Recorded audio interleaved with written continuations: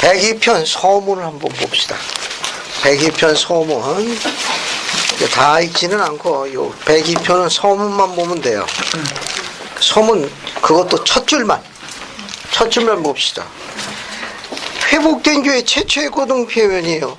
몇 년도 몇 월 며칠 언제 조직했다고 게시되어 있죠? 1834년 2월 17일. 백이편은 그것만 기억하면 돼. 여기 나와 있는 백이편은 여기 백이편입니다. 이것은 회복된 교회의 최초의 고등평회가 조직됐어요.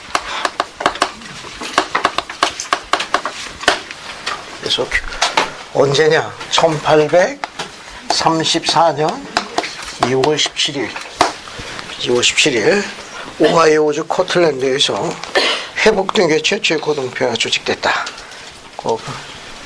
이 백이편은 그 안에 있는 내용은 그 당시를 기준에 한 건데 제1회장단의 업무와 관련되기 때문에 오늘날은 적용 안 되는 부분도 있으니까 그 앞에 그 내용만 기억하시면 돼요.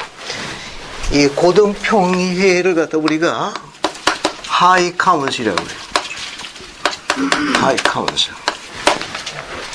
교회 평회는 어떤 종류의 평회가 있죠? 교회 안에 평회가 어떤 게 있습니까? 와드 평회야. 적어볼게요. 자, 그러면 평회를 한번 따져봅시다. 평회. 그러니까 교회 안에 평회가 뭐야 한번 따져보세요. 와드 평회가 있고 또 뭐가 있어요? 스테이크 평이에요. 스테이크 평회.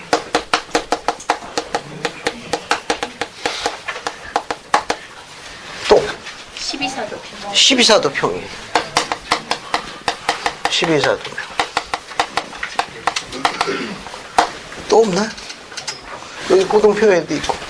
이 고등평회가 스테이크 영혼하고 연속 모임을 가지면 이제 스테이크 평회가 되는 거예요. 와드 평회 있고 스테이크 평회 있고 12사도 평회 있고 또 다른 평회 없나요? 네?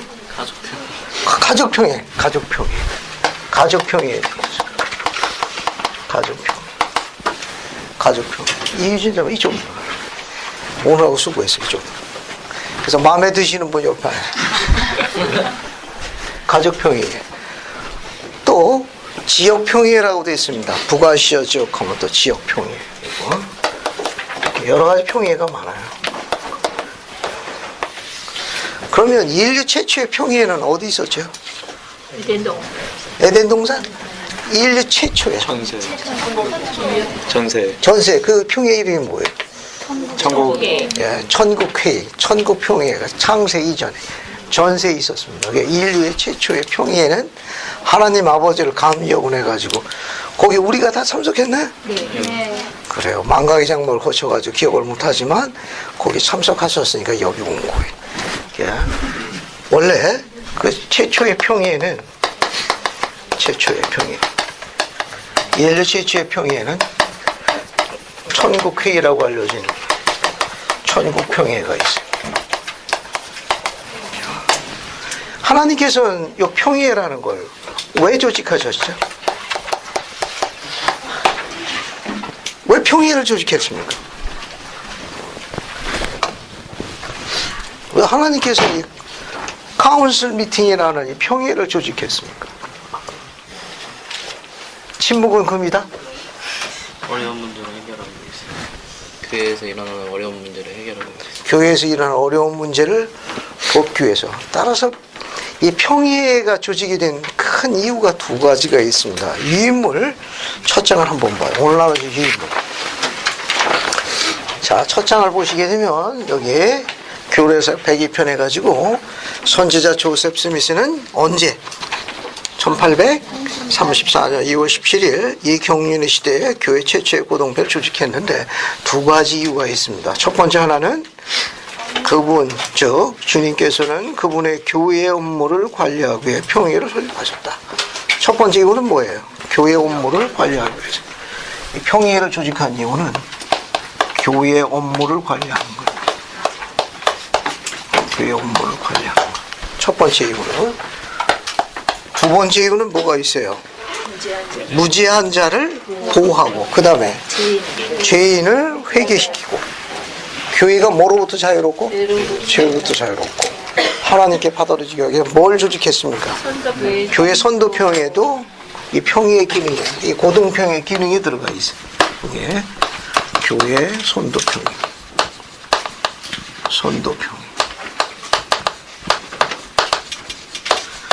이 교회 선도평회를 예전에는 교회 재판이라고 불렀어요. 근데 단어가 너무 우리에게 상당히 그런 어떤 좀 세상적인 그런 이미지를 주기 때문에 교회 선도평회용으로 바뀌었습니다. 그러니까 이 모임은 하이 카운슬이라는 고등평회에 대해서 설명하고 있는 거예요. 그러니까 고등평회에 두 가지 기능이 있는데, 하나는 교회 업무를 관리하기 위해서입니다. 교회 업무를 관리하고 있고, 또 하나는 교회 재판의 기능이라고 하는 소위 선도평의 기능이 있습니다. 무죄한 자를 보호하고 죄 지은 자를 회개시키고 교회가 죄로부터 자유롭고 하나님께 받아들이기 합당하게 되는 그런 선도평의 기능을 하이 카운슬이라고 하는 고등평에서 기능을 갖고 있어요. 그러면 하나님께서는 평의회를 조직하라고 한 건 그 안에 중요한 이유가 있습니다. 평의회에 있는 중요한 이유가 뭐죠? 이렇게 이 평의회는 12명의 고등평이 들어가가지고 그 모임을 합니다. 스테이크 평의회는 각 보조직의 장들이 참석해서 확대 평의회 모임을 가져요. 평의회를 하라고 요구하신 데는 그 평의회의 어떤 중요한 원리가 하나 있는데, 경외 보면 있을 거예요. 여러분들 예를 들어서 뭐 EFI가 있는 EFI 확대 평의회 하거든. 복합 청년대 할 때는 요건들과 함께 거기에 복합 청년들은 평의회 모임을 하거든. 그 평의회 안에는 중요한 원리가 들어가 있습니다. 그 안에 뭐가 들어가 있죠? 평의회라는 이 안에는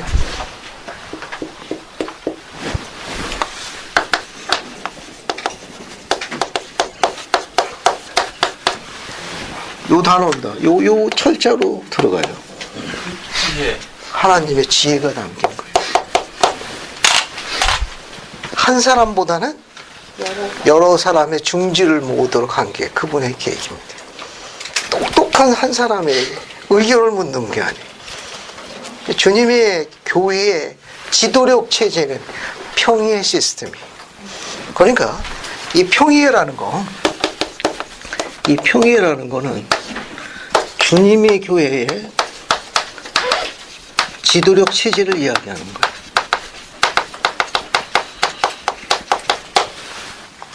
체제. 이자가 맞나? 체제. 여기. 어이. 아이가 맞나? 어이. 어이? 그럼 뭐 여러분 게 맞겠네. 어이. 이게 더 마음에 드네. 이건. 그러니까 시스템에 하나 일종의 그래 시스템이니까 체제가 맞네. 그러니까 하나님께서 평의를 구성하신 것은 감요건의 혼자의 계시만에 의존하지 아니하고 평의의 요건들의 지혜를 모으도록 중지를 모으도록 그게 교회 지도력 체제의 하이라이트입니다. 그러니까 평의의 모임을 통해 가지고 지혜를 하나님의 지혜를 배우게 돼 있고 또 그를 통해 가지고 단합하게 됩니다. 단합하게 돼 가지고 서로 힘을 모으게 돼 가지고 상승하게 돼요. 성장하게 됩니다. 영적 성장과 힘을 갖게 돼요. 그러니까 이 평의회는 하나님의 지혜로 구성되어 있는 거예요. 그래서 단합하고 협력하는 영을 가져옵니다. 이것은 영적인 상승을 갖고 와요. 영적인 상승을 갖고 가지고 큰 힘을 발휘합니다.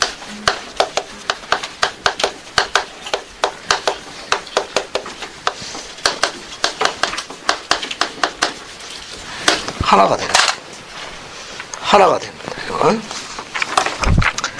우리가 가지고 있는 경전에서 다른 예를 하나 찾아볼게요. 그래서 어디를 보시는가 하면은 마태복음 18장 19, 20절 봅시다. 마태복음 18장 19, 20절. 마태복음 18장 19, 20절. 같이 한번 찾아보세요. 마태복음 18장 19, 20절. 최세준 형제님, 네. 한번 크게 읽어봐요. 19, 20절입니다. 네, 19, 20절. 18장 19, 20절. 진실로 다시 너희에게 이르노니 너희 중에 두 사람이 땅에서 합심하여 무엇이든지 구하면 하늘에 계신 내 아버지께서 그들을 위하여 이루게 하시리라. 두세 사람이 내 이름으로 모인 곳에는 나도 그들 중에 있느니라. 감사합니다. 거기 보면 너희 중에 두 사람이 땅에서 합심하여 무엇이든 구하면 하늘에 계신 내 아버지께서 저희를 위하여 이루게 하시리로다. 두세 사람이 내 이름으로 모인 곳에는 뒤에 뭐라고 약속하셨습니까? 나도 그들 중에 있느니라. 그 시스템이 뭐예요? 카운셀 미팅. 하나님의 지혜가 담긴 겁니다. 유인물 하나 더 볼게요. 여기 10-2에 보면 인용문이 있습니다. 그 인용문 보세요. 봤습니까? 거기 보면은 왜 주님께서는 교회 일을 하기 위해 평예를 사용하시길 원하는가? 그 인용문이 있습니다. 그 최희정 자매님 이거 한번 읽어봐요. 우리는 단합하여 첫 번째 거 엠너셜 벨라드. 우리는 단합하여 노력함으로써 영적인 상승작용 효과를 창출할 수 있는데 이는 협력하여 노력한 결과로 효율이나 성과가 증대되는 것이며 그 결과는 개인이 각각 이룩한 것을 합한 것보다 더 큽니다. 고대의 도덕가 이솝은 상승작용 효과의 힘을 예를 들어 설명했습니다. 그는 막대기 하나를 들고서 청중 가운데 그것을 부러뜨릴 수 있다고 생각하는 사람은 나와보라고 했습니다.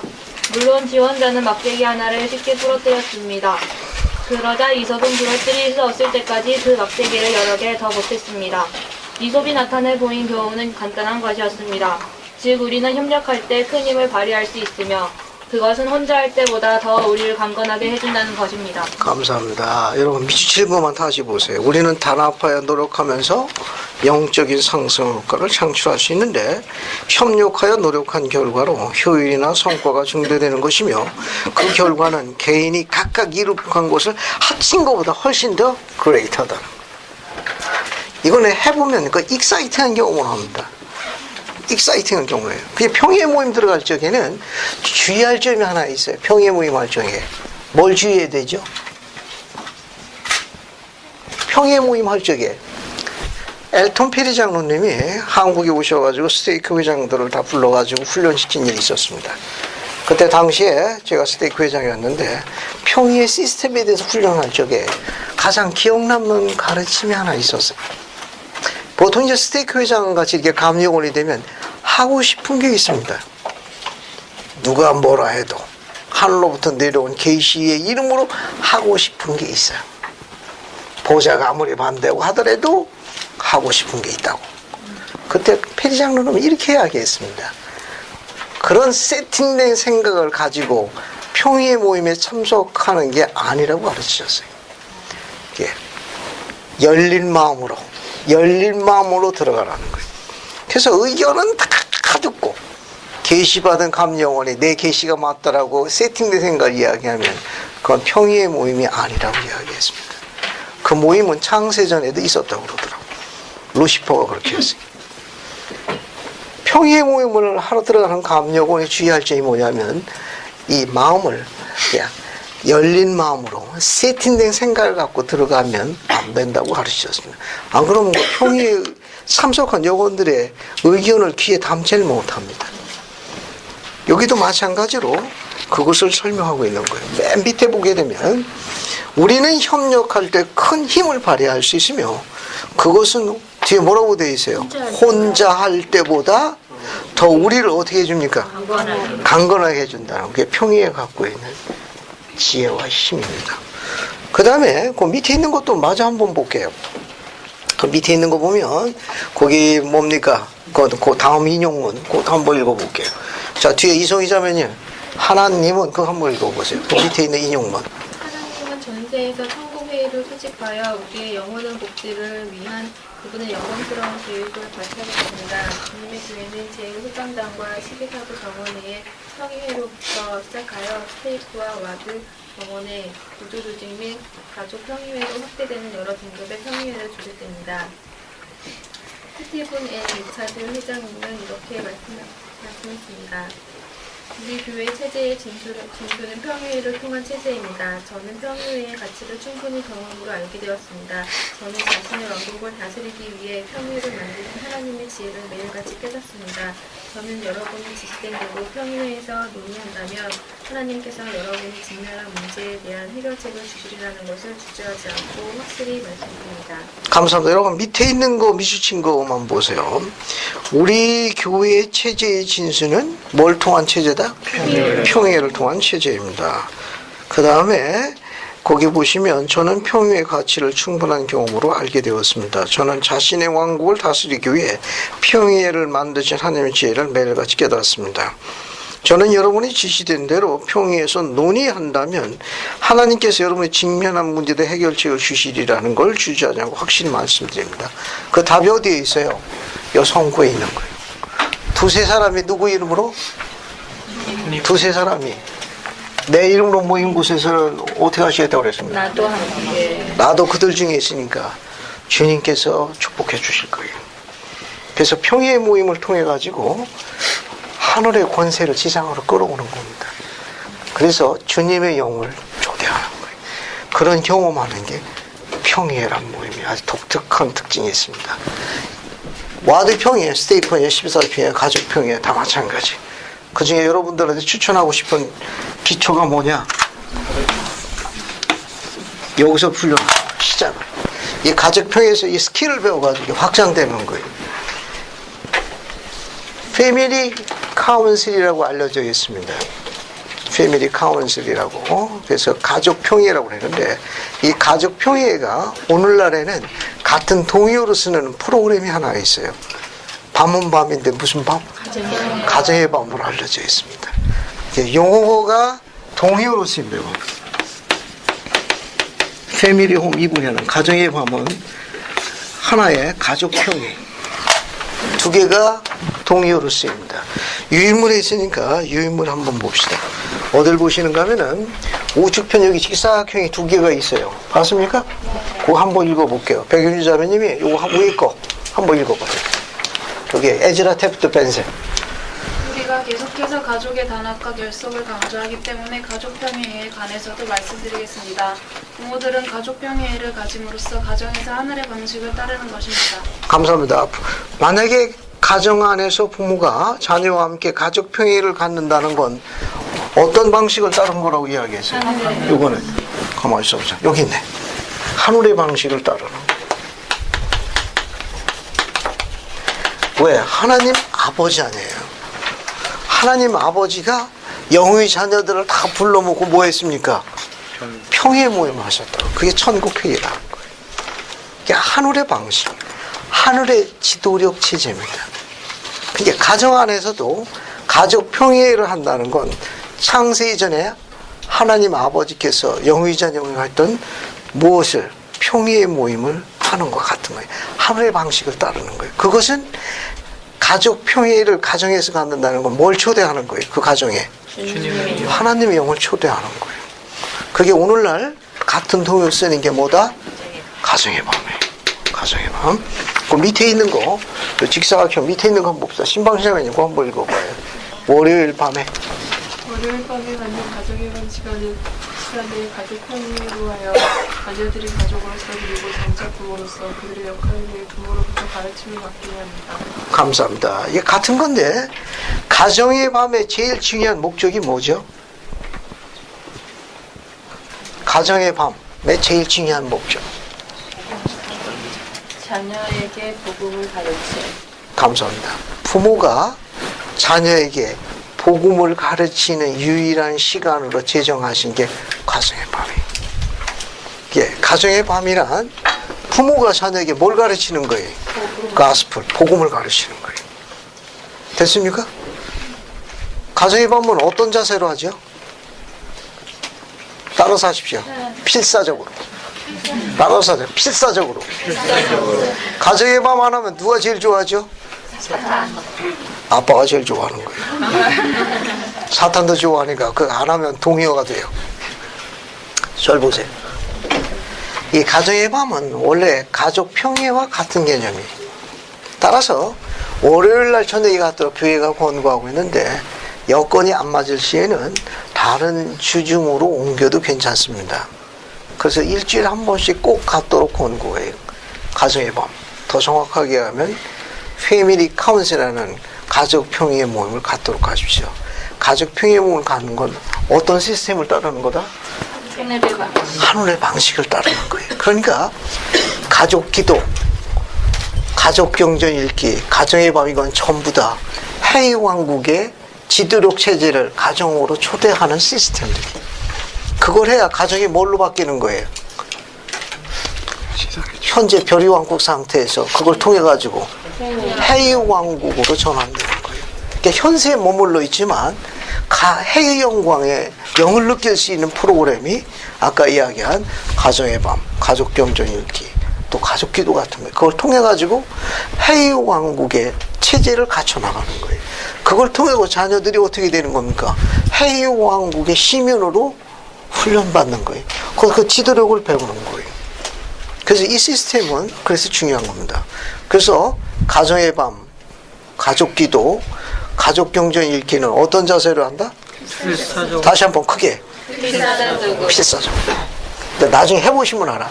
근데 결혼을 아직 안 했다 하더라도 독신으로서도 수행할 수 있습니다. 아시겠습니까? 기도할 수 있고, 경전 읽을 수 있고, 찬송가 부를 수 있고. 아시겠습니까? 그건 할 수 있는 거예요. 그렇게 함으로써 해외왕국의 지도력 체제 시스템을 훈련하는 거예요. 자, 교회에서 가르치는 이와 같은 원리들은 굉장히 중요한 삶의 가르침을 갖습니다.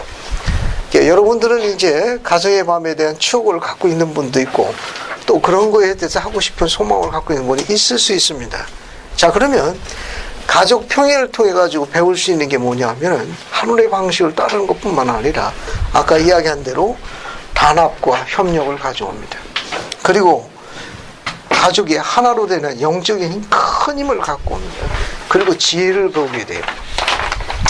따라서 쉽지는 않지만 이 부분에 대해서 잘 이해해가지고 가족 평의의 모임을 적극적으로 추천합니다. 자녀들이 어리게 되면 이제 가정의 밤을 통해 가지고 여러 가지 활동이라든지 아니면 선교사로 나가기 위한 그런 거 필요해 돼 가지고 자녀들을 가르칠 수 있어요. 더 쉽게 설명하게 되면은 이제 가정의 밤 할 적에 반드시 이제 영적인 순서를 갖습니다. 그럴 경우에 자녀들에게 기도에 대한 공과, 어리면 공과 시간 아주 짧게 5분도 좋아요. 자녀들이 성장해서 초등학생, 중학생이면 공과 시간이 10분, 15분씩 늘어납니다. 그리고 청년 개인 발전 기록 보면은 가정의밤에서 공과하는 항목이 들어가 있습니다. 근데 그런 경우에 가정의밤 통해 가지고 앞으로 이제 선교사로 나가기 위한 그런 교리나 복음을 나누는 스킬에 대해서 공과에서 가족들이 구도자가 돼 가지고 훈련할 수 있습니다. 또 세미나리 과정이 있을 경우 성고 암송대회도 할 수 있고, 그래서 예를 들면 이 성고를 이제 정해가지고 자 지금부터 각자 방에 들어갔다가 5분 뒤에 나와서 성고를 같이 암송해줘. 그런 프로그램도 할 수 있습니다. 그런 걸로 인해서 어떻게 되느냐, 하나님의 지혜를 배우는 거예요. 이해하시겠죠? 이런 프로그램을 적극적으로 수행합니다. 그러면서 영을 초대할 수 있는 거예요. 그러니까 자녀들이 어느 정도 성장하게 되면 이제는 그 시간을 아주 짧게 해도 돼요. 지금 저희 가정 같은 경우는 자녀들이 다 이제 막내가 이제 여고 2학년이니까 다 이제 귀한 선교사로 구성되어 있습니다. 그럼 이제 그 막내가 학교 갔다가 집에 들어오는 시간이 11시예요. 그러면 월요일 날 저녁에 저희들은 가정의 밤을 합니다. 가족평에 11시 10분에 합니다. 11시 10분에 그 시간은 다 기다리고 있는 시간이에요. 그 11시 10분에 짧게 개하고 이제 송구를 간단하게 이제 함께 나눈다. 즉 일주일 동안에 앞으로 사용해야 할 그 주제 송구 같은 걸 이제 송구를 간단하게 나누고 서로 이제 간증 같은 거 나요. 그러고 난 다음에 뭐 하느냐? 이제 일주일 스케줄, 서로 어떤 걸 도와줘야 될지 협의해야 될 스케줄에 대한 거, 그러면서 본인들에 대해서 이해하고 싶은 중요한 안건 같은 거 있으면 뭐 생일이라든지 무슨 뭐 와드 스테이크 모이면 조정해야 될 거, 이런 스케줄, 또 개인적인 어떤 계획, 뭐 차 등등, 뭐 여자친구를 만나야 되느냐 안 만나야 되느냐 뭐 이런 뭐 사적인 문제까지도 전부 다 거기서 이야기합니다. 자녀들이 어릴 적에는 제가 이야기하는 이야기 시간이 길었는데 이제 자녀들이 크니까 저는 사회만 볼 뿐입니다. 다음 순서로 넘어가기가 너무 힘들어. 뭐 계시받은 영이라고 다들 이야기하는 듣느라고 바쁜. 재밌는 시간이에요. 자녀들은 그 시간을 통해 가지고 부부가 나중에 의견 차이가 있을 적에 자녀들이 그것을 어떻게 부부가 조정하는 대화 스킬, 소통의 스킬 배우는 시간이 여기 나와 있는 패밀리 카운셀링 가족평이. 부부 사이에 싸울 일이 없다는 거, 목소리 크게 이유가 없다는 걸 자녀들이 자연스럽게 배워가니까 결혼 생활에서 아내에게 큰 소리 낼 일이 없습니다. 이거 이상한 거예요. 알겠습니까? 어차피 우리가 이상한 교회 속했잖아. 원래 이상한 사람들이에요. 큰 소리 내고 뭐 이렇게 싸우는 건 우리가 그쪽이 이상한 거예요. 우리가 정상이고. 세상으로 이상하다는데요. 전날의 말씀. 그러니까 가족 평의 모임을 통해 가지고 자녀들이 그걸 자연스럽게 배워가는 겁니다. 큰 소리 낼 아무런 이유가 없습니다. 강제할 아무런 이유가 없어요. 뜻과 중지를 모으는 겁니다. 그렇게 되면 이제 별의별 한건이 나오죠. 요번 내 생일에는 케이크 하지 말고 베스킨 라빈스를 하자는 등 뭐 각자 아이디어가 쭉 나온다. 이게 즐거운 시간에 그 아빠가 할 수 있는 거는 폐 순서 빨리 하자고 아우 속치는 일뿐이 없습니다. 졸음이 눈이 감겨가지고 어느 정도 부모가 성장하게 되니까 나중에 이제 심오한 교류 문제 가지고 그럼 폐인한 다음에 단 둘이서 식탁에서 또 경로를 벌이고 그러지. 익사이트한 경험 시간입니다. 이게 패밀리 카운셀은 가족 평이라는 하늘의 방식입니다. 창세 이전에 아버지도 그분의 자녀들과 그렇게 하셨어요. 이것이 오늘날에는 가정의 만물로 바뀐 겁니다. 굉장히 아름다운 프로그램이에요. 그럼 그 자녀들도 새로운 가족 구성했을 적에 이런 교회 시스템을 가정 안에서 배우기 때문에 교회가 엄청난 영적인 상승 효과를 갖고 옵니다.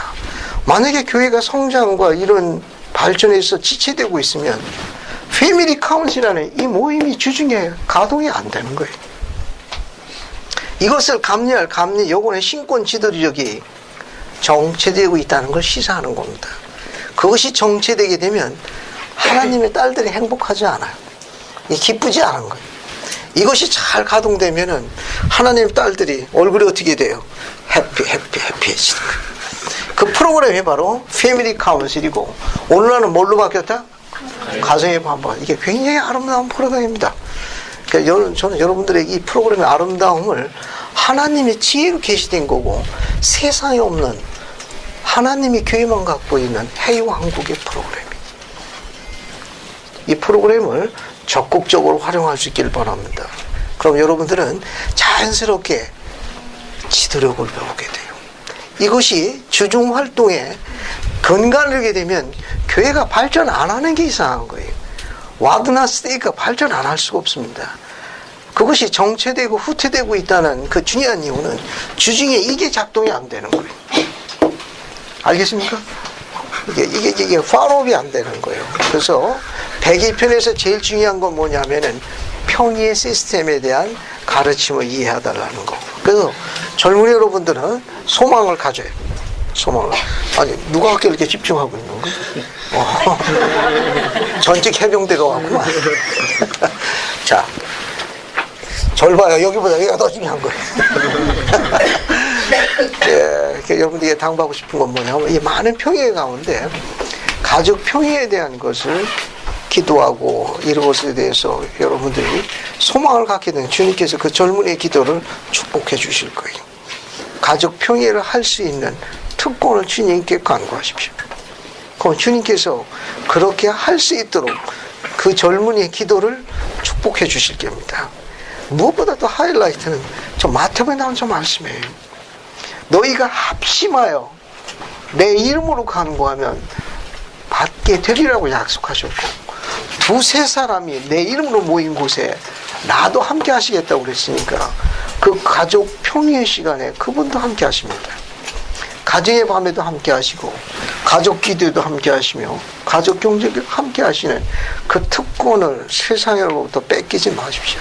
그래서 필사적으로 하라는 거예요. 그것을 수행 안 하게 되면 악이 제일 좋아합니다. 아주 잘하고 있건 너무 잘하고 있어 라고 할지 몰라요. 필사적 수행. 102편은 그 내용으로 이해하시면 되겠습니다. 또 하나 그 평의에 주의할 점이 또 뭐냐면 요 밑에 있는 거예요. 요 밑에 있는 거. 인용문 1번 직사각형 밑에 보면은 엠던시의 벨라드 장군이 하신 말씀이 있습니다. 그 내용도 한번 읽어볼게요. 이 내용도 아주 재밌는 겁니다. 이거 이종훈 장군 이거 한번 읽어봐요. 형제 여러분. 형제 여러분, 여러분은 성인의 모임에서 자녀님들로부터 대단히 중요한 조언을 반드시 구하시기 바랍니다. 평의를 해한 모두에게 복음을 선포하고 성도를 온전케 하며 죽은 자를 구속하는 일에 스테이크나 와드가 어떻게 더 효과적으로 참여할 수 있는지에 관하여 서로 제안하도록 격려하십시오. 감사합니다.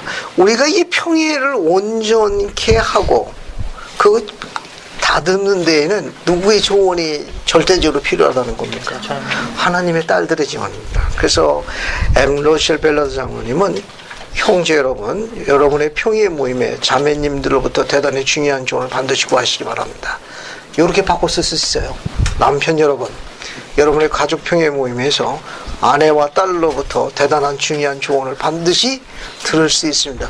이렇게 바꿔 쓸 수 있습니다. 알겠습니까? 이게 아주 재밌는 거예요.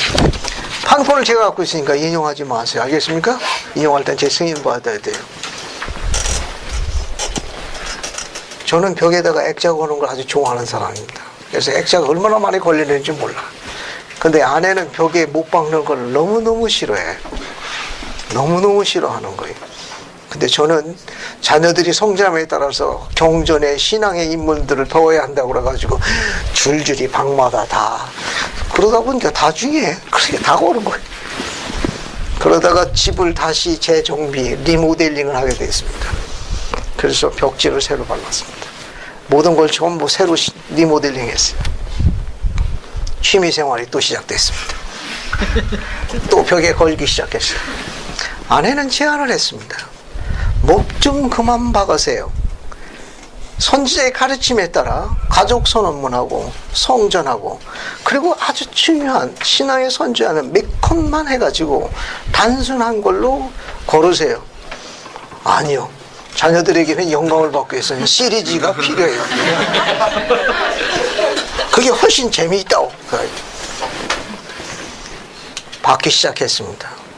서재방을 받기 시작했는데 여러분 알다시피 제 신장이 또 표준 키가 아니기 때문에 그래서 이제 의자를 갖다 놓고 의서부터 거래가 많이 거니까 박으려고 했는데 아내가 들어왔습니다. 잡아주는 줄 알았어. 무게중심 잡으라고. 그랬더니 한마디를 던졌습니다. 이제 그만 박으세요. 너무 많이 박는 거에 아름답지 않다는 그 이야기를 다시 강조했습니다. 그 속으로 잡아주는 줄 알았더니 못이나 집어주는 줄 알았다고만 그 밑에서 또 이야기를 해서 순간 그 얘기를 세 번째 듣는 순간에 그동안에 이제 여러 개를 받고 있는 중이었습니다. 순간 약간 짜증이 났습니다. 그래서 아내 보고 한 말은 아니고 또 아내 보고 직접 하면 쫓겨나니까 그래요. 그냥 아내에게 하는 거지만 제 자신이 하는 것처럼 집안에 가자니 뭣도 제대로 못 박나 그렇게 한마디 던졌습니다. 아내가 방을 나갔습니다. 실수한 게 하나 있었어요. 집에 큰딸이 있다는 걸 잊어버렸습니다. 거실에 있던 큰딸이 방으로 들어왔습니다. 큰딸이 가까이 와서 아빠인 저한테 물었어요. 아빠, 이 집안의 감력원이 누구예요? 예! 귀가 어두워가지고 잘못 들은 거예요. 아빠지! 바보들 가면 아니요. 가사의 감력원이요. 그 얘기를 듣는데 갑자기 여기가 띵 하더라고요. 집안의 가장 the family the leader라고 합니다. the leader of the family 그 가족의 리더는 가장이 맞습니다. 그러나 아내가 하는 홈메이킹이 있어요. 아내가 하는 가사라는 홈메이킹의 감리요원은 누구입니까? his wife, 아내가 감여원이. 가정은 두 개로 구성되어 있습니다. 그 집안의 족장이 계시 열쇠를 갖고 있지만 홈메이킹하는 가사라는 일의 열쇠는, 작은 열쇠는 아내에게 전능하신 분이 위임하셨습니다. 홈메이킹에 관계되는 감여원은 아내가 감여원이, 딸이 그것을 깨우쳐 준 겁니다. 딸이 물은 것은 집안의 감여원, 즉 가정의 감여원을 물은 게 아니었어요. 홈메이킹이라는 가사라는 감여원이 누구예요? 그러자 저는 갑자기 뒷문을, 네 엄마지. 그럼 아빠 어떻게 해야 돼요? 문제가 있을 경우에는 평의회를 열어야지. 그래서 즉시 거실에서 가족 평의회가 소집이 됐습니다. 구성은 형제 하나와 상호부재 자매 둘로 구성이 됐습니다. 안건은 계속해서 액자를 박느냐 아니면 조정하느냐의 안건이었는데 결과는 굳이 이야기하지 않겠습니다. 어쨌든 그 이후로 액자는 더 이상 걸리지 않았습니다. 가족평회입니다. 즉시 거실에서 가족평회했는데 그때 왜 이렇게 웃음이 나오는지 몰랐어요. 한편으로는 즐거움의 미소였습니다. 한편으로는 그 시간이 얼마나 값진 경험이었는지 딸에게 고마운 마음이 굉장히 많이 들었습니다. 딸은 아주 지혜롭게 아빠 엄마한테 그렇게 할 수 있어요? 라고 이야기한 게 아니라 이 방식에 따라 가지고 집안의 가장이 누구라고 묻지 않고 홈메이킹의 감여원은 누구며 그것을 어떻게 해야 되는지에 대해서 자문을 구했던 겁니다. 물론 네 엄마지. 그럼 그 문제를 해결해서 우리는 어떻게 해야 합니까? 그럼 가족평의를 소집해야지. 그럼 하시죠. 그래서 거실에서 형제 한 명과 상호부재 자매 둘이 된 평의회가 개최가 됐습니다. 결과는 더 이상 안 합니다. 결국 그 이후로는 더 늘어나지 못했는데 지금은 추억의 한 페이지가 되겠습니다. 이것이 우리가 가지고 있는 지도력의 진수예요. 여러분들도 결혼하면 그렇게 해야 합니다. 이해하시겠습니까? 영적인 상승 효과와 더욱 그런 걸 통해 가지고 우리가 배울 수 있는 여러 가지 많은 가르침이 있습니다. 세월이 흘렀습니다. 큰딸 아이는 어느 날 그런 이야기 했어요. 아빠, 여러 개월 전에 있었던 액자 사건 기억해요?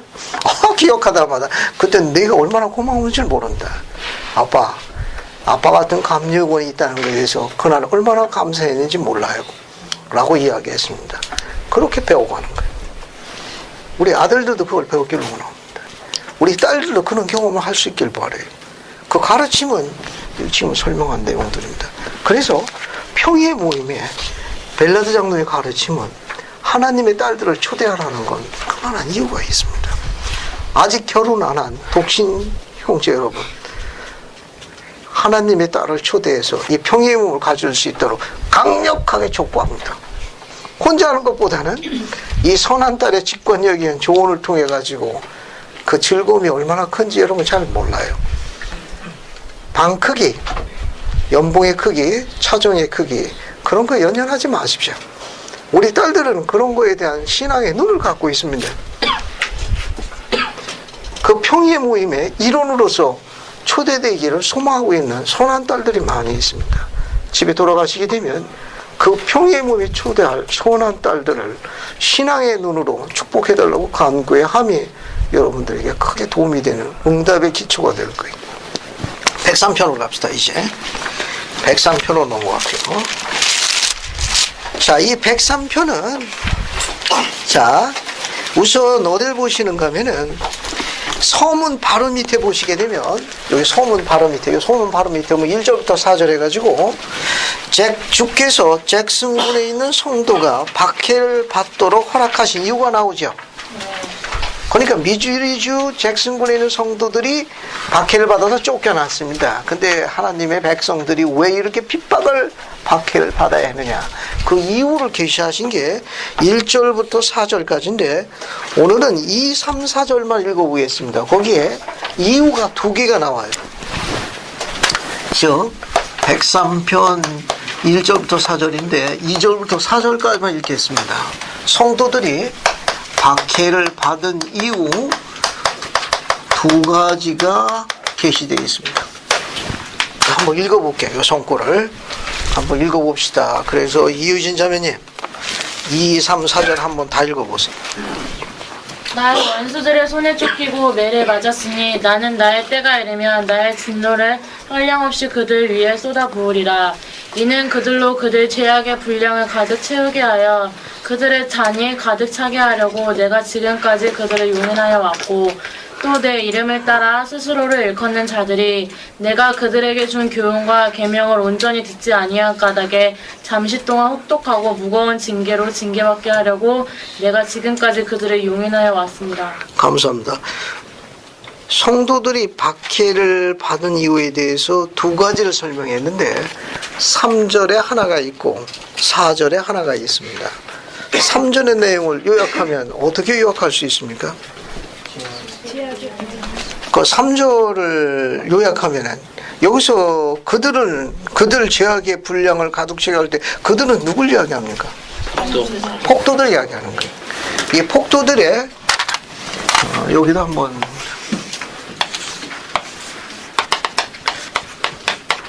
그러니까 폭도들의 사악함, 이 사악함이 이 잔을 차고 넘칠 때까지 주님께서 용인하셨다는 거예요. 그래서 그들 사악함의 증거로 제출되도록 용인하신 겁니다.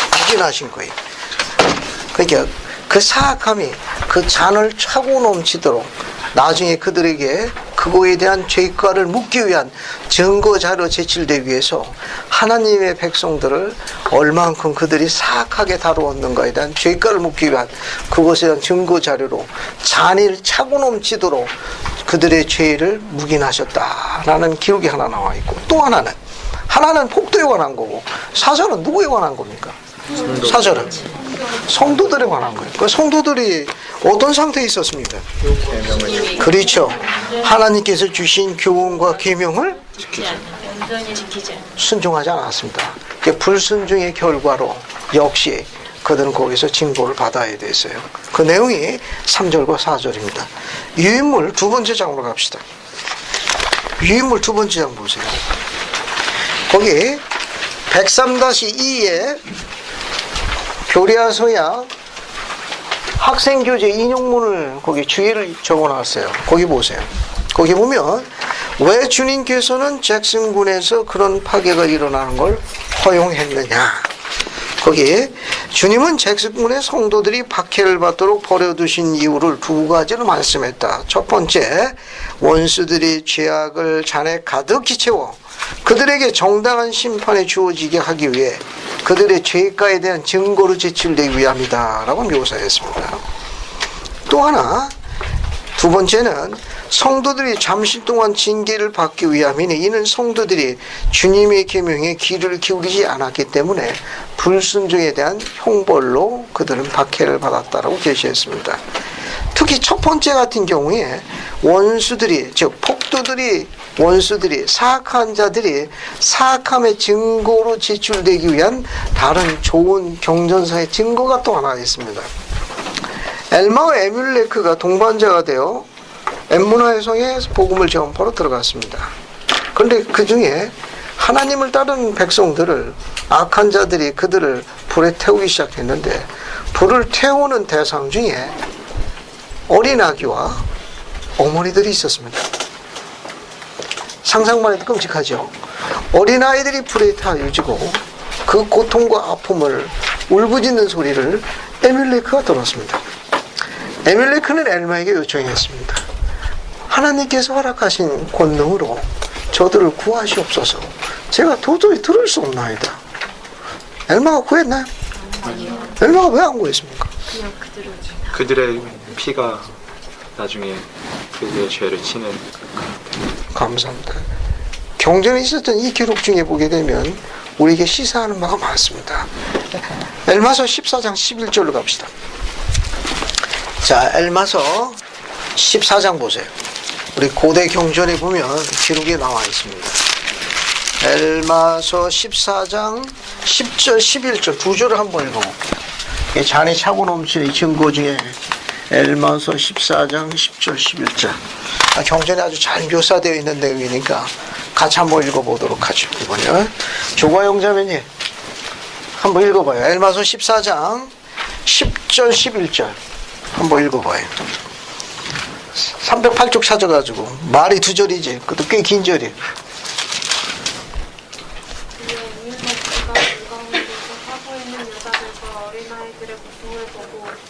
또한 고통을 받아 엘마에게 이르되 우리가 어찌 참혹한 광경을 목격할 수 있으리이까.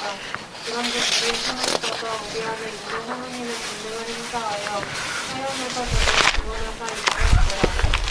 그러나 엘마가 그에게 이르되 너는 나를 억제하사 내가 손을 뻗으면 안 된다 하시노니 지금 보라 주께서 저들을 영광 중에 자기에게로 영접하시니라.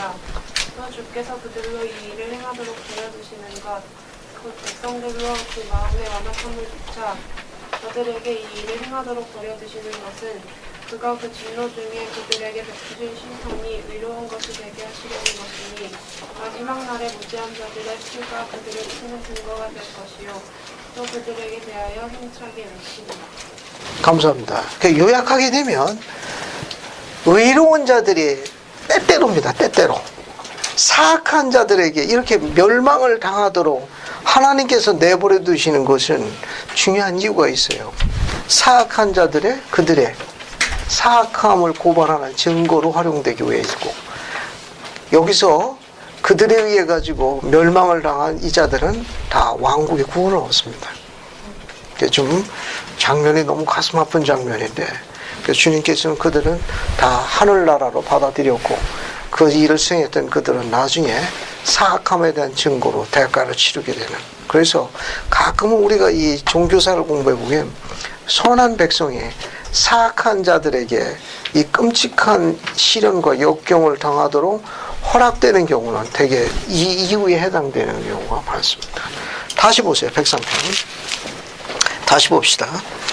다시 보면 7절에 보면 뭘 또 이야기하셨는가 하면은 7절은 여기 보세요. 7절 보시게 되면 사악한 자들을 우리가 항상 이길 수 있는 원리를 가르쳐 주셨습니다. 그 7절에 어떤 원리를 설명했죠? 이 폭도들 뿐만 아니라 세상의 원수들을 이길 수 있는, 항상 그들을 이길 수 있는 걸 여기 가르쳐 주셨는데, 모든 주님의 모든 말을 듣고 주님만 그렇죠. 하나님께서 명하신 모든 말씀대로 생활하는 겁니다. 계명을 지키는 거예요. 성약대로 생활하는 겁니다. 그러면 항상 어떻게 우리가 악을 이길 수 있습니다. 사악한 자들을 다스릴 수 있어요. 그런데 만약에 그렇게 생활하지 못하면 어떻게 되죠? 지금 이야기한 대로 형벌을 받게 됩니다. 세상이 우리를 다스릴 거예요. 8절입니다. 8절은 그 내용입니다. 8절 한번 보세요. 자, 8절은 뭐라고 되어 있습니까? 나의 계명을 지키지 그렇죠. 계명을 지키지 않고 나의 모든 말을 듣고 준행하지 않으면 어떻게 된다고 그랬습니까? 세상의 왕국들이 세상 왕국이 그들을 이기리라. 잘 보세요. 교회 안에서 가르치는 여러분, 10계명의 5번째 계명이 뭘로 구성되어 있죠?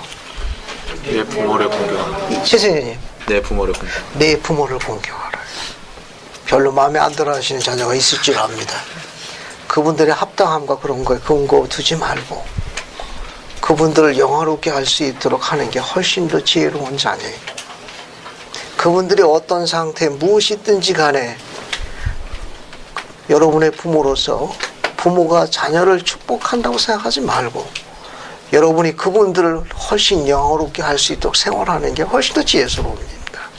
세상이 볼 적에 어찌 저런 자녀가 있느냐 해가지고 그 부모에게 복이 있더라고 생활하는 게 훨씬 더 지혜스럽고 아름다운 일입니다.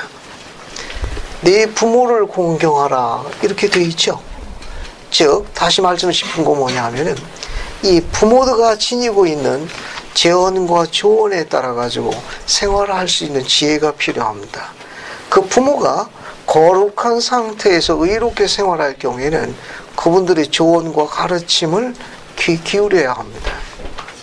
만약에 여러분 그렇지 않을 경우엔 거기에 대한 여러 가지 많은 부분에 대한 것을 돌아서 아주 오랜 시간 돌아갈 경우가 너무너무 많기 때문에 부모님들이, 여러분 알고 있는 그 부모님들이 거룩한 상태에 머물러서 여러분께 조언과 지원할 적에는 그 가르침을 적극 귀 기울이고 그분들을 지지하시는 게 좋습니다. 즉, 계시 원리는 감리요원이 정결하고 성결해서 거룩한 상태에 머물렀을 경우는 계시는 하위 요원에게 안 옹합니다. 교회의 계시 원리에 어긋나요.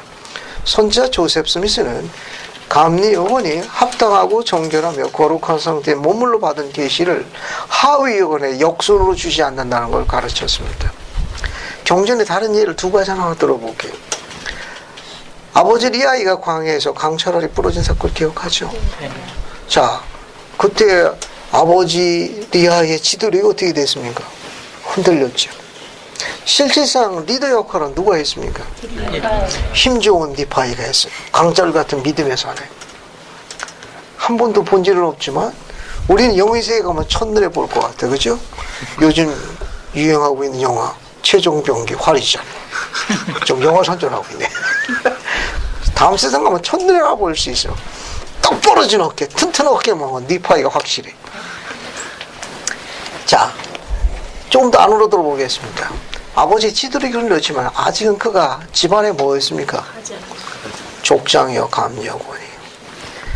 나무로 만든 활과 화살과 돌과 투석기를 갖추고 난 다음에 사냥감을 리파이가 직접 구했나요? 아니요. 자기 먹을 거니까 계시를 자기가 받아야 된다고 아버지에게 이야기했습니까? 아니요. 니파이는 그렇게 안 했어요. 니파이가 만약에 내 사냥감은 내가 계시 받아야 된다고 만약에 아비에게 그렇게 했다 그러면 니파이는 계시 원리를 잘못 이해한 거예요. 니파이는 어떻게 했습니까? 니파이가 보기에도 아버지가 흔들리는 거 생각했을 가능성이 높아. 하지만 어떻게 했습니까? 니파이의 지도력의 오른팔을 세워준 순간입니다. 하나님께 여쭈어 아버지가 갖고 계시는 족장의 반차에 따라 가족을 지켜야 할 사냥감이 어디 있는지 물어봐 주십시오 해서 아버지께서는 아버지 리아에게 계시를 허락하셨습니다. 기억하시죠? 여러분, 이와 같은 원리를 잘 이해할 필요성이 있습니다. 니파이는 계시 원리를 이해하고 있었어요. 다른 계시 또 하나 봅시다. 아브라함의 아내가 누굽니까? 사라입니다. 아브라함과 사라가 결혼해서 낳은 아들이 누구예요? 이삭입니다. 이삭의 아내 이름이 뭐죠? 리브가입니다. 잠시 그 이야기를 잠깐 할게요. 사라가 죽고 난 다음에 아들 이삭은 어머니의 장막에 비어서 허전함과 외로움을 갖고 있었습니다. 그만큼 여성의 공간이라는 건 엄청난 거예요. 강철 같은 신앙의 선조들이 그 딸들이 있을 적에 큰 힘을 가졌습니다. 그 딸이 없었을 적에 설명할 수 없는 외로움과 많은 위로를 얻지 못했습니다.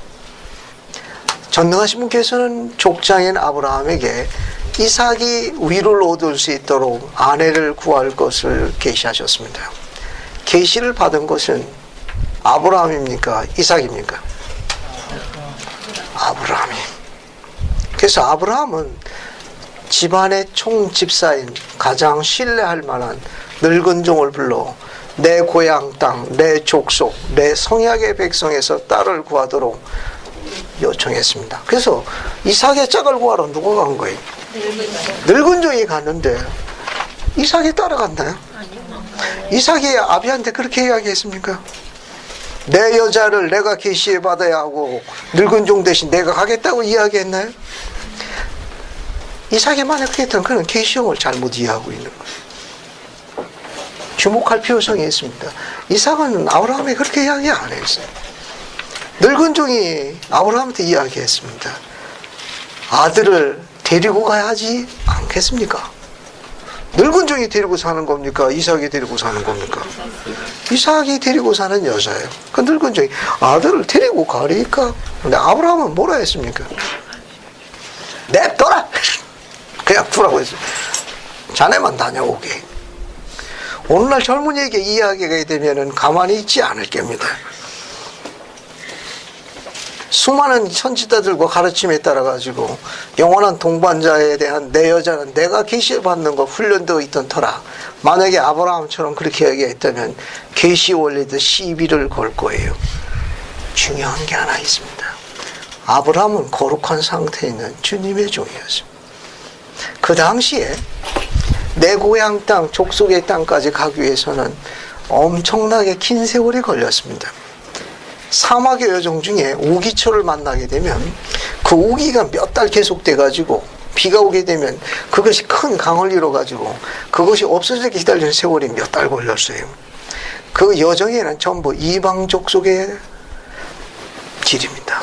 그런 우기초를 만나게 돼서 혈기왕성한 아들이 한 장소에서 몇 개월씩 머무르게 되면 복귀종하는 이방 족속의 딸이 이삭을 가만 안 뒀을 거예요. 아마 고향 땅 안 가고 중간에서 살 좀 차렸을 거예요. 하고도 남아. 이스라엘 딸이 아닌 이방 족의 사람들은 벗는 게 춤이었으니까 이삭을 가만 안 뒀을 거예요. 이삭은 그럴 거야. 늘 안 돌아갈 거야. 난 여기서 살 거야. 난 여기서 내 여자와 살 거라 고집을 폈을 거예요. 그는 성약 밖으로 튀어나갔을 겁니다.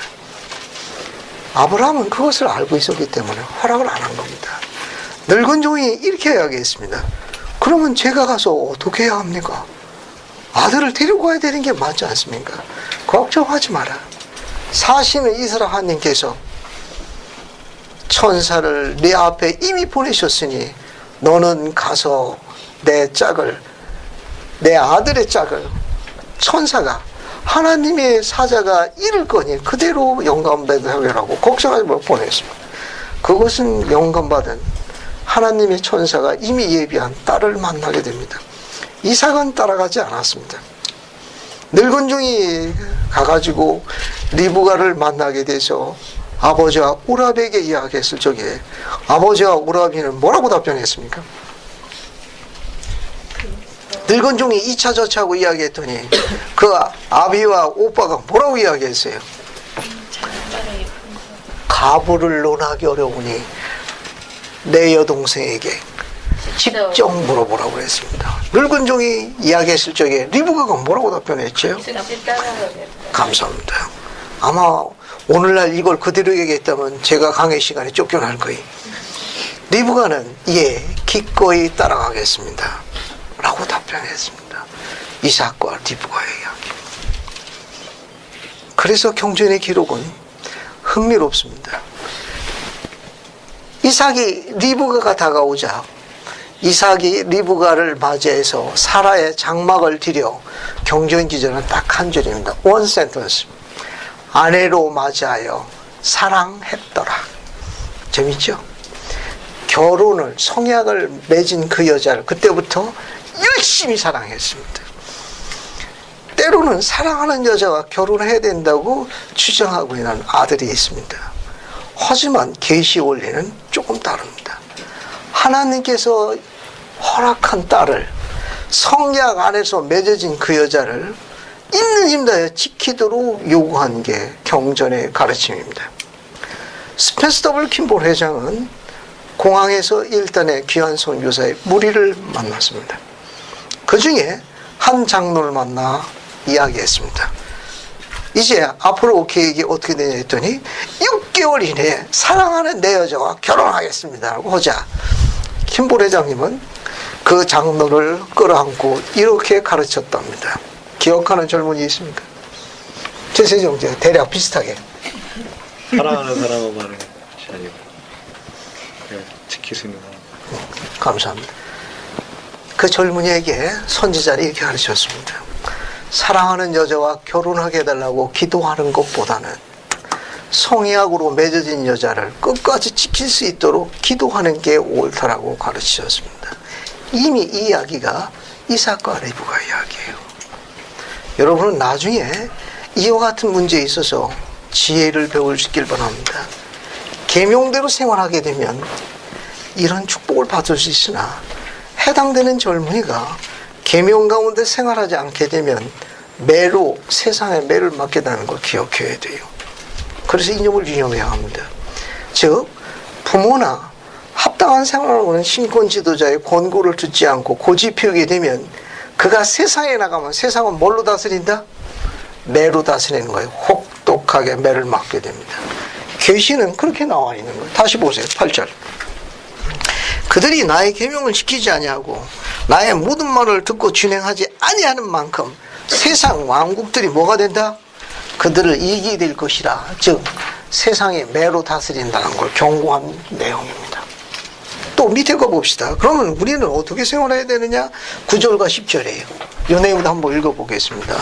그래서 서희진 자매님 9절하고 10절 읽어봐요. 103편 9절 10절. 이는 그들이 세상을 위한 빛이 되도록 또 사람들의 구원자가 되도록 시험을 입었음이니라. 그리고 사람들의 구원자가 아닌 만큼 우리는 그 맛의 일을 똥과 같으니 이유로는 아무 쓸데없어 다만 밖에 버려져 사람들의 발 아래에 밟힐 뿐이니라. 감사합니다. 거기 뭐가 되라고 이야기하세요? 그 단어를 한번 옮겨봅시다. 세상을 위한 빛. 그 다음에 사람들의 뭐가 되는 거예요? 구원자가 되는 겁니다. 야, 아주 재미있는 것입니다. 이 세상은 어둠을 상징해요. 이 어둠을 밝히는 빛이 되라는 겁니다.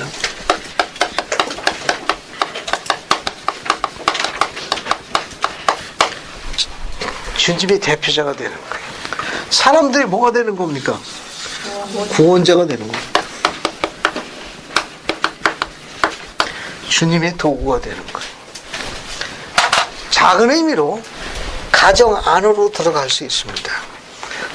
작은 의미로. 성구를 뒤로 넘어가가지고 27, 28절 봐요. 이 내용을 103편 27, 28절을 같이 적용해 봅시다. 봤습니까? 한번 읽어볼게요. 이성진 자매 103편 27, 28절 한번 읽어봐요. 너는 누구도 나를 위하여 자기 목숨을 버리기 두려워 말지어다.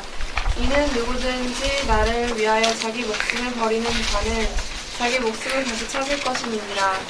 그리고 누구든지 나를 위하여 자기 목숨을 기꺼이 버리고자 아니하는 자는 나의 제자가 아니니라. 감사합니다. 거기 보면 어느 누구도 나를 위하여 자기 목숨 버리기를 두려워하지 말지어다. 이는 누구든지 누구를 위하여? 나를 위하여 자기 목숨을 버리는 자는 자기 목숨을 다시 찾을 것이라. 누구든지 나를 위하여 자기 목숨을 기꺼이 버리고자 아니하는 자는 나의 제자가 아니니라.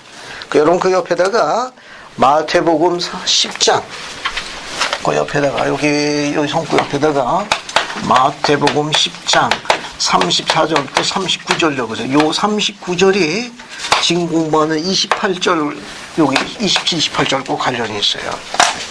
그래서 마태복음 10장으로 갑시다. 마태복음 10장 34에서 39절을 보세요. 다양한 해석이 있는데 오늘 이 안에서 좀 중요한 몇 가지 원리를 한번 찾아보겠습니다. 어떤 원리인가 하면은 세상을 위한 빛이 되고 사람들의 구원자가 되는 거예요. 자, 그 성구를 한번 읽어볼게요. 그 내용이 아주 흥미롭고 재미있습니다. 그래서 한번 읽는데 저기 권유진 자매님 여기 34절부터 36절까지 읽고 박은영 자매님은 37절부터 39절까지 읽는 겁니다. 한번 들어봅시다. 여기 재미있는 원수 이야기가 나오니까 한번 보세요. 내가 세상에 화평을 주러 온 줄로 생각지 말라. 화평이 아니요 검을 주러 왔노라. 내가 온 것은 사람이 그 아비와 딸이 어미와 며느리가 시어미와 불화하게 하려 하니 사람의 원수가 자기 집안 식구리라. 아비나 어미를 나보다 더 사랑하는 자는 내게 합당치 아니하고 아들이나 딸을 나보다 더 사랑하는 자도 내게 합당치 아니하고 또 자기 십자가를 지고 나를 쫓지 않는 자도 내게 합당치 아니하니라. 자기 목숨을 얻는 자는 잃을 것이요 나를 위하여 자기 목숨을 잃는 자는 얻으리라. 감사합니다. 잠깐 요거 갖고 좀 안을 좀 취약해 보겠습니다. 복음은 우리에게 뭘 가져다 주는 게 중요한 목적이죠? 복음. 우리가 예수 그리스도의 복음을 받아들이고 그리스도를 따르면서 우리가 얻고자 하는 게 뭐예요? 여러분 생각하는 거 다 맞는 거예요.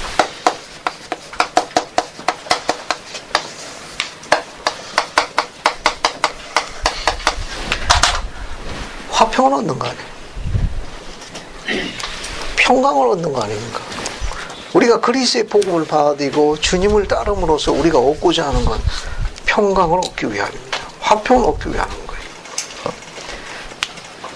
오래전의 이야기, 37년 전의 일입니다. 교회를 개종하고 있다가 침례받은 후 2달 뒤에 두 아우를 침례줬습니다. 그리고 삼형제는 교회를 열심히 나왔습니다. 어느 정도 시간이 지나고 난 다음에 동생이 형의 교회 되고 이렇게 이야기했습니다. 형, 우리가 교회를 다닌 지가 햇수로 2년이 넘었는데 집안은 날이 갈수록 쇠락해지고 조용할 날은 없고 낙은 없으니 그래도 우리가 교회를 나가야 되는 거요? 라고 물었습니다.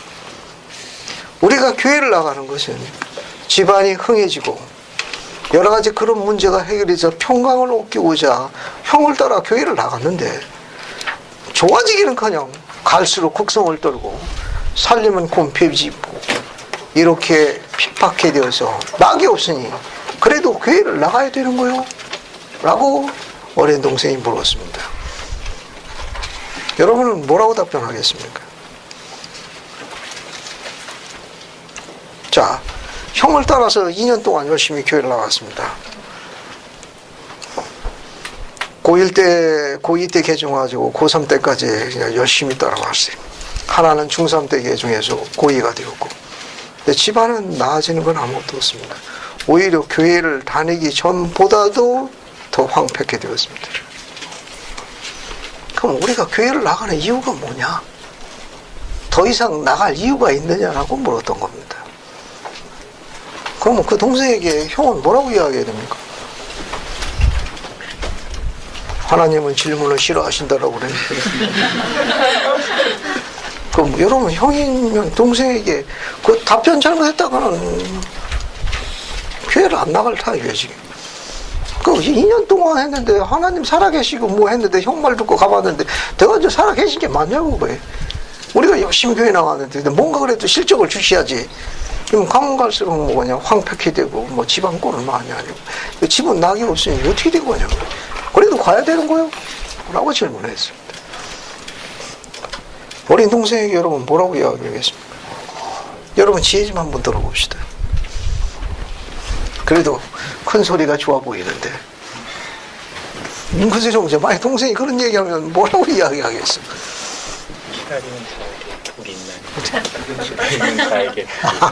참는 자에게 복이 있나니 정답이네.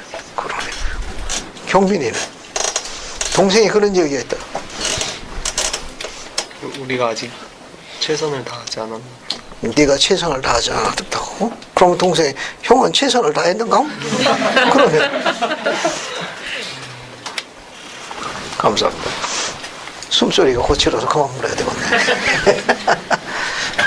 저는 사랑하는 아우의 동생의 자라목까지 두꺼운 목을 끌어안았습니다. 그리고 바짝 당겼어요. 몰목경의 니파이가 광해에서 몇 년을 헤맸냐? 8년이에요. 우리는 몇 년 헤맸냐? 2년이야. 아직 6년 남았다. 더 바짝 자라목을 끌어당기고 물었습니다. 그분이 광해에 있는 니파에게 그러셨더구나. 내 계명을 지키면 너는 내 앞에서 번성할 것이요. 계명을 지키지 아니하면 내 앞에서 쫓겨날 것이라. 이제 겨우 2년뿐이 안 됐으니까 6년 동안 지금보다 4배 이상 열심히 교회를 다니는 일이다. 그러면 이 약속이 성취되지 않았는지 앞으로 6년 뒤에 보자. 됐냐? 알았어 형. 삼형제는 다시 손을 잡고 열심히 봉사했습니다. 그 동생이 시온의 스테이크 부장으로 봉사했습니다. 조금 전에 드린 이 말씀에 대해서 여러분의 지혜를 갖길 바랍니다. 즉 다시 이야기를 드려가지고 우리가 복음을 따르는 이유 중에 하나는 이런 화평과 평강을 얻기 위해서요. 근데 동생은 그렇게 이야기했습니다. 화평은커녕 다툼과 핍박과 갈등과 동요와 너무너무 힘들다는 거예요. 왜 이렇게 된 거냐는 거예요. 주님은 이렇게 가르쳤습니다. 내가 화평을 주려고 온 게 아니에요. 뭘 주러 왔노라? 검을 주러 왔나? 검은 어디다 쓰는 겁니까? 상처 주는 도구예요. 근데 주님에게 깊은 다른 원리를 감춰 두셨습니다. 그래서 꼭 복음을 따르고 난 다음에 평강이 없는 건 아니에요. 즉 주님이 요구하신 이 화평, 이 평강이라는 것은 그런 게 아무것도 없는 시련과 역경이나 동요나 갈등이나 가슴 아픔과 외로움과 좌절이 없는 게 아니라 그 가운데서의 화평을 가르치신 겁니다. 그러니까 무인도에 가 있으라는 게 아니에요. 아마 이 가운데에는 무인도 가고 싶은 분이 있을 겁니다. 핸드폰도 안 되고 인터넷도 안 되고 그저 무인도에 가 있기를 원하는 분이 있을 거예요. 어쩌면은 남편도 40도 아내도 모든 거 다 벗고 무인도에 가서 그냥 그분만 찬송하며 지내고 싶은 분이 혹 이 가운데 있을지 모르겠습니다. 아들 노릇하기가 너무 힘들고 아비노미를 기쁘게 한 딸 노릇하기가 너무 힘들고 벅차가지고 그냥 무인도에 가기를 원하는 분이 있을지 모르겠습니다. 그 무인도에 나피스 평강이 없다는 걸 아십시오. 거기는 누가 방문합니까? 쪼수 아빠, 쪼수 엄마, 쪼수 형제들이 방문할 거예요. 제 얘기 잘 들으세요. 주님은 그런 화평을 가르친 게 아니에요. 검 가운데의 화평을 이야기한 겁니다. 상처 속에서의 화평을 이야기한 것이지 상처와 충돌 가운데 화평을 가르친 것이지 그게 없는 화평을 이야기한 게 아닙니다. 때로는 자신의 잘못과 상관없이 상처를 받을 수도 있을 거예요. 때로는 자신의 의지에 관계없이 좌절과 외로움이 있을 수도 있습니다. 그거 가운데서의 화평을 이야기한 것이지 그것이 없는 가운데 화평을 가르친 게 아니라는 사실입니다. 뒤에 그 손골을 보세요. 뒤에 또 뭐라고 나와 있는가 하면 내가 온 곳은 사람이 그 아비와 그죠? 사람이 그러니까 아들이 애비하고 싸워. 알겠습니까? 이 통계적으로는 큰아들이 아버지하고 싸우는 게 제일 많다고 통계로 나와 있습니다. 경신에도 마찬가지예요. 리하이, 레위멘, 레위엘, 그죠? 그 뒤에 보면 그분들의 호칭이 또 나옵니다. 딸이 누구와? 어미와 며느리가 시어머니와 불행하게 하미니 36절 한 단어를 묘사했죠. 사람의 원수가 누구라는 겁니까? 자기 집안 식구래요. 집집마다 하나씩인데 본인이 모른다는 점이지. 본인은 의인이요. 본인이. 다른 사람은 다 하겠죠. 왼수들이죠. 자, 사람의 원수가 자기 집안 식구리라. 뒤에 뭐라고 나와 있는가 하면 이렇게 나와 있습니다. 아비나 어미를 나보다 더 사랑하는 자는 내게 합당치 아니하고 아들이나 딸을 나보다 더 사랑하는 자는 내게 합당치 아니하니라. 이 말은 그 동요와 갈등이 힘들어가지고 여러분이 벗어나게 되면은 여러분은 진정한 평강을 못 얻는다는 겁니다. 가정 내에서 복음대로 살지 않는 가족 때문에 고통이 있을 수 있습니다. 하지만 그 가운데에서 더욱더 열심히 하나님께 의지하고 용기 100배에서 용맹정진하는 게 맞는 일이에요. 오히려 그것 때문에 위축이 돼가지고 봉사나 활동의 폭을 줄이게 되면 여러분은 그분의 이름을 영화롭게 하는 게 아닙니다. 절 보세요. 그분이 다 압니다. 우리도 알아.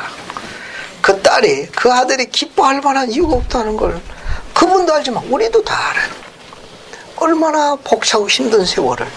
그래도 그 홀로 살려 얼마나 열심히 사는지 우리가 압니다. 그럼에도 불구하고 복음 가운데 용맹정진하는 게 가장 영적인 거예요. 그분도 알고 우리도 다 압니다. 기뻐할 이유가 없는 그 젊은이가 용맹정진해서 신의 용사로서 용맹에 앞장서 열심히 활동하는 그 모습을 우리가 가장 영적이라고 가르치고 있는 평강을 가르치고 있는 메시지. 아비나 어미를 버리라는 게 아니에요. 형제나 자매를 버리라는 의미가 아닙니다. 그런 동요와 갈등 가운데서도 신을 섬기라는 겁니다. 용맹정진하게 더 충실하고 그렇게 의로워서 그로 말미암아 그 아비나 어미를 영화롭게 하고 그 형으로 말미암아 그 동생들이 영화롭게 되도록 용맹정진하는 그것이 가장 영적이라는 평강의 메시지를 가르치고 있는 성구예요. 버리라 있다는 게 아니. 원수죠, 원수. 참, 다루면서 집안 지키고 계세요. 어떨 때는 그런 생각할 때도 있습니다. 저 동생이 안 태어나서 떠라면, 저 동생은 연자매 뜰매고 뭐 바다에 빠졌더라면, 그런 생각하지 말라는 거예요. 알겠습니까? 경전의 기록 중에 니파이가 지도력을 배운 최고의 멘토가 누구였습니까? 니파의 최고의 지도력의 멘토. 레이민. 한 분 더 계시죠? 레이민. 두 형님이 최고의 멘토였다는 건 아이러니예요. 그래서 니파이는 겸손을 배웠어요. 온유함을 배우고, 상처받은 아비와 위로를 얻지 못하는 어미의 기쁨이 되고자 뭐가 됐어요? 어미를 위한 빛이 됐습니다. 아비의 구원자가 돼서 가족의 구원자가 된 거예요. 오늘 여러분들 이 성구를 가르치고 싶은 거예요. 위로받지 못하는 내 어미, 세상으로부터 위로받지 못한 내 아비에게 구원자와 빛이 되십시오. 니파에게 최고의 멘토는 그 위대하신 형님들이야. 역할극을 얼마나 잘 담당했지. 읽을 때마다 너무 감동적이야. 세상에 어떻게 이런 역할을 충실하게 할 수 있을까? 형들은 눈에 보이는 것만 믿었죠. 그분들은 철학을 확실했어요. 광야를 왜 따라갔습니까? 끝이 보이니까. 그 8년 동안 따라간 거예요. 바다 가서 왜 난리를 폈습니까? 바다는 끝이 안 보이거든. 그게 배 만든다니까 그 난리 법석을 떠는 거예요. 눈에 보여, 눈이 한번 어째 저기를 갔냐? 그 땅 그래도 끝이 보이니까 열심히 따라온 거예요. 그래도 종종 가다가 과일도 주고 짐승도 주고 뭐 이렇게 고기 반찬도 주니까 좀 따라왔지만 바다를 보니 과일이 보이나 고기가 보이나 뭐야 이거. 그래서 그 난리 법석을 떠는 겁니다. 주님께서 그들을 겸손케 하는 석고를 대서 배를 만들었죠. 배를 만드니까 배가 어땠습니까? 예, 이거 타고 갈만하네. 배 타고 나서 또 어떻게 했습니까? 본성이 드러났지요. 경전은 뭐라고 되어 있습니까? 농탕 치기 시작해요. 노래방 이런 거예요. 댄스.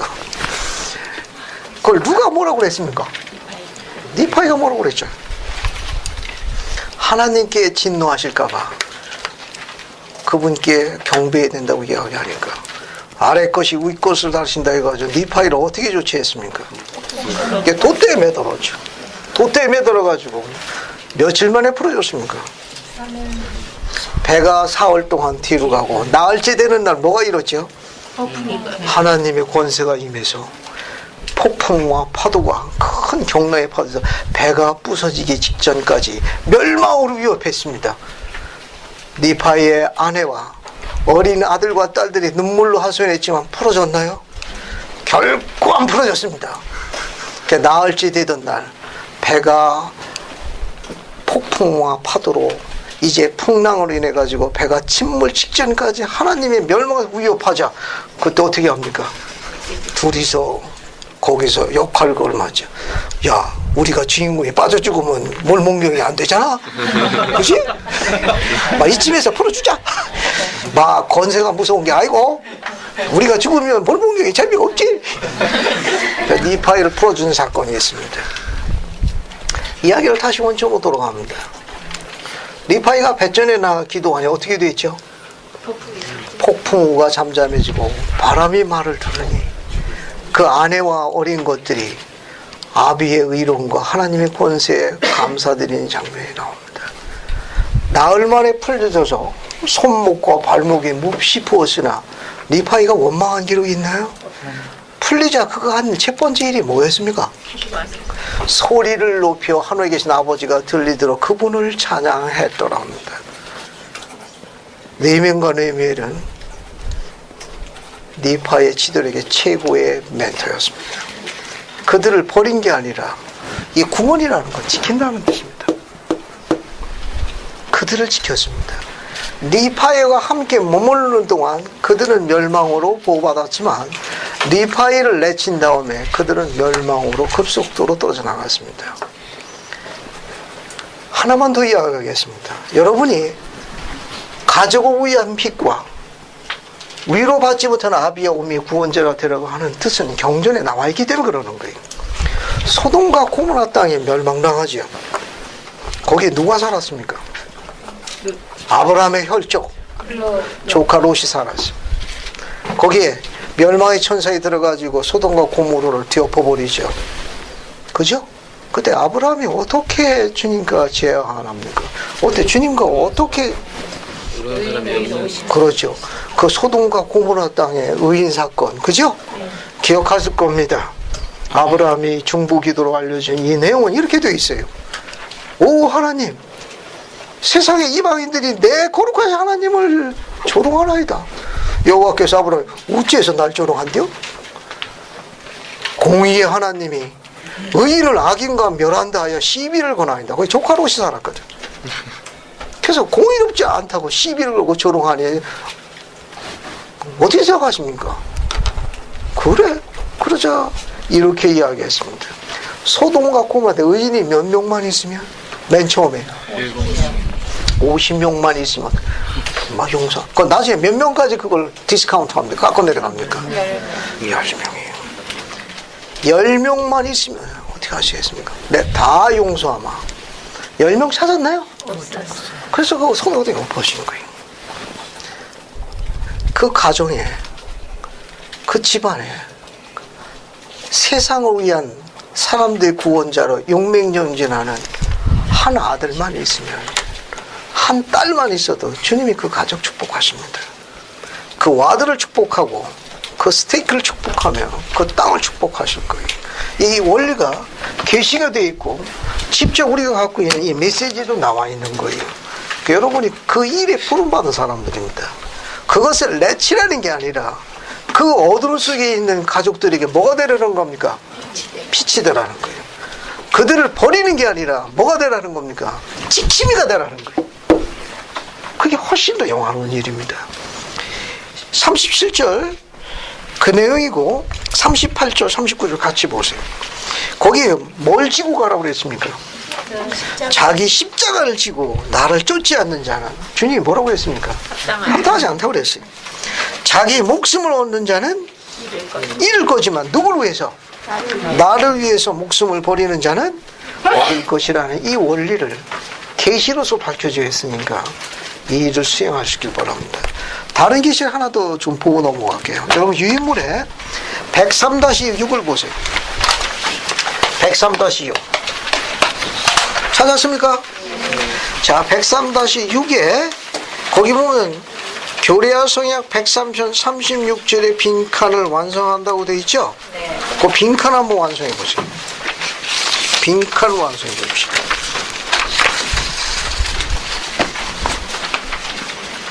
빈칸을 완성해 봅시다.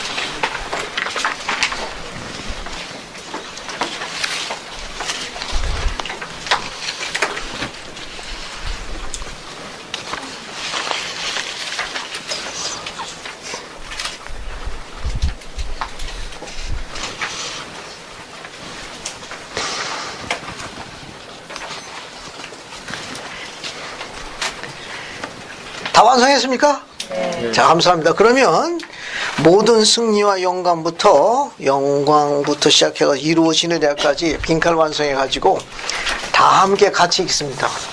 박자 리듬을 맞춰가지고. 준비됐나요? 네. 자, 시작하면 같이 읽습니다. 자, 시작.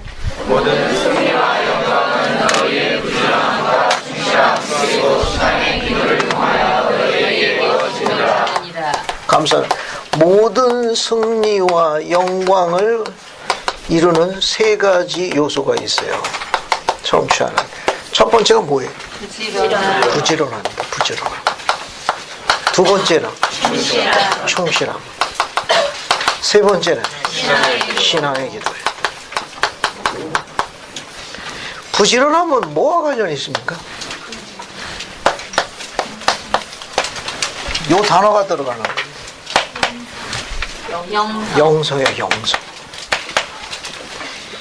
부지런함은 영성과 관련이 있습니다.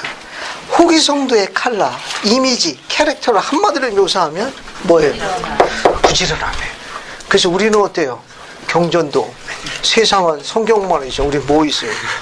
몰몬경 그것도 모질라가지고 교례서양 또 보너스로 감진신주 거기에다가 또 선지자의 말씀 리하구나 또 돈까지. 근데 교회 갈 때 가방에 몇 개예요? 2개야. 왜? 균형 잡으라고. 중심 잡으라고. 이게 후기성대 칼라예요. 부지런함. 영성과 관련이 있습니다.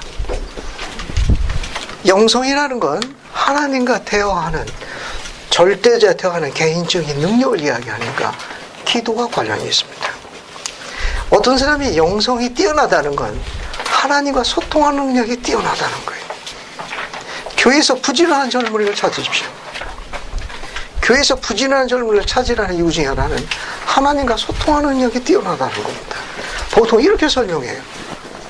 영성이 뛰어나다 치고 부지런하지 아니한 자가 없으며 부지런한다 치고 영성 낮은 자가 없습니다. 그것은 뭐와 관련이 있는가 하면 안식일과 관련이 있으니까 미래의 남편과 가장을 찾기를 원한다면 그 젊은이가 안식일을 어떻게 지키는가 보십시오. 안식일에 늦지 말아야 합니다. 특히 성찬 중간에 자주를 습관성으로 일어나는 젊은이를 택하는 것은 적극 재검토해야 합니다. 아시겠습니까? 성찬식에 계율을 시작해서 폐회로 끝나는데 그 중간에 습관성으로 일어나는 젊은이는 미래의 남편과 가장으로서 적극 재검토해야 합니다. 선지자 조셉은 이렇게 가르쳤어요. 성착식 중간에 일어나는 젊은이는 낫 젠틀맨, 신사가 아니라고 가르쳤다는 걸 기억해야 합니다. 그 시간에 일어나는 시간이 아니에요. 그리스도에게 집중하는 속죄의 영혼에 감사하는 시간이. 그 시간에 자주 일어나는 젊은이는 나중에 다른 일에도 자주 일어나 자리를 빈다는 걸 기억해야 돼요. 됐습니까? 잘 기억하십시오. 딸들도 마찬가지. 습관성으로 왔다 갔다 하면 안 됩니다. 성창식 모임을 시작하면 끝날 때까지 자리를 지켜야 돼요. 그것이 레이디. 그게 하나님의 숙녀예요. 하나님의 신사는 성찬식 중간에 튀어나가지 않는다는 걸 아셔야 돼요. 조셉 스미스의 가르침이. 충실함은 뭐와 관련이 있습니까? 충실함은 충성심과 관련이 있어요. 이건 배신을 안 해. 알겠습니까? 이걸 배울 수 있는 가장 중요한 율법이 뭐라고 그랬죠? 안자매님, 온전한 11절. 매달 금식주일날 용돈과 과외비, 알바했던 돈의 10분의 1을 기쁜 마음으로 주님의 창고에 바쳐야 합니다. 돌아온 주가 무슨 주죠? 여러분이 기다리는 금식주고, 알겠습니까? 헌금 바치는 날이. 그동안 밀린 거 지금까지 전부 정산하시길 바랍니다. 에휴, 주님 내년부터 잘할게요. 그런 생각하지 말고, 알겠습니까? 정산하십시오. 충성심과 관련이 있어요. 마지막 뭐가요? 신앙의 기도입니다. 신앙의 기도. 이 신앙의 기도는 뭐와 관련이 있죠?